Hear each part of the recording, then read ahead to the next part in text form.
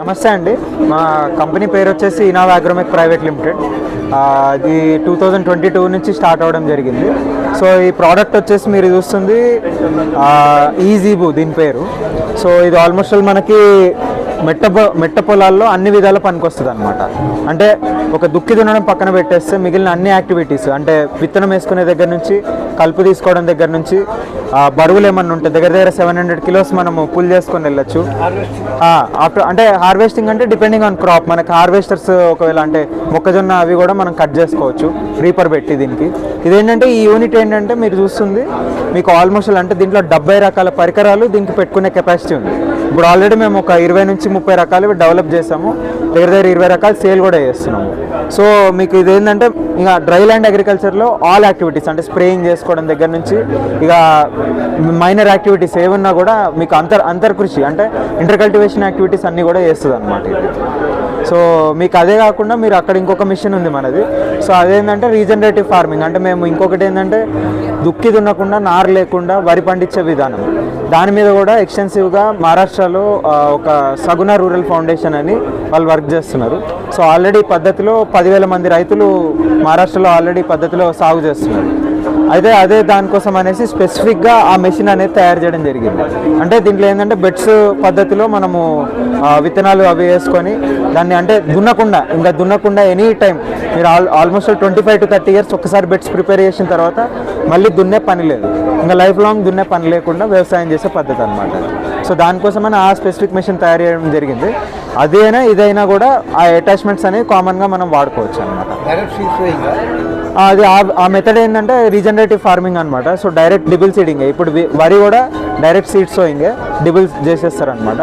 Then అది పంట వచ్చిన తర్వాత హార్వెస్ట్ చేసి దాన్ని మళ్ళీ మల్చి చేస్తారు. సో ప్రూన్ చేయరు, అంటే నేల నుంచి మళ్ళీ అప్రూవ్ చేయకుండా చేస్తారు. దీని కాస్ట్ వచ్చేసి అంటే ఇప్పుడు ప్రెజెంట్ ఈ వెహికల్ కాస్ట్ 2,76,000. ఇప్పుడు ఎగ్జిబిషన్ ఆఫర్ కింద మనము ఒక 2,50,000కి ఇవ్వడం జరుగుతుంది బండి.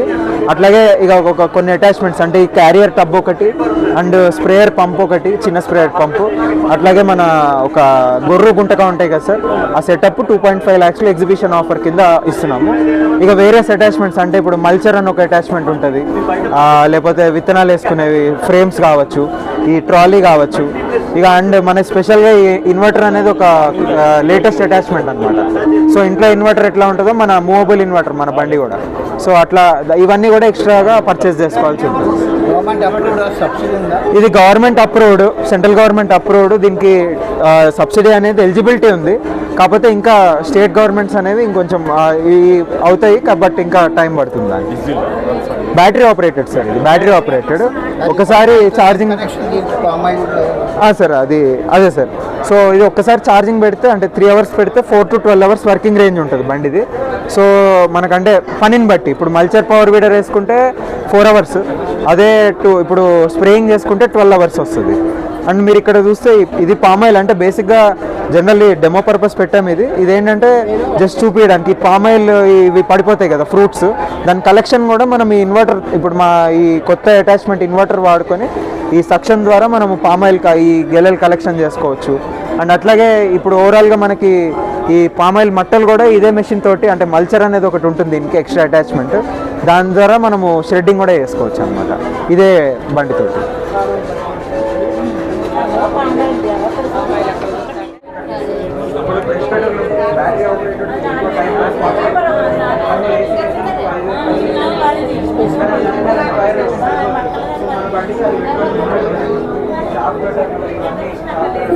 వరి విత్తనాలు డైరెక్ట్ వేయచ్చు.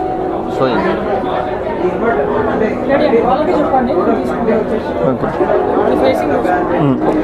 మనకు ఫుల్ ఛార్జ్ వచ్చి 0 to 100 కానీ 3 hours తీసుకుంటుంది సార్.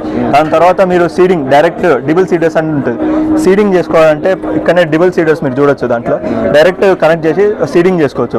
ఇది మొత్తం మెట్ట పొలంలో మీకు 1 meter రేస్డ్ బెడ్ చేస్తారు. ఫస్ట్ ఇనిషియల్గా ఇక్కడ చూస్తే 1 meter raised bed plan prepare చేస్తారు ట్రాక్టర్తో.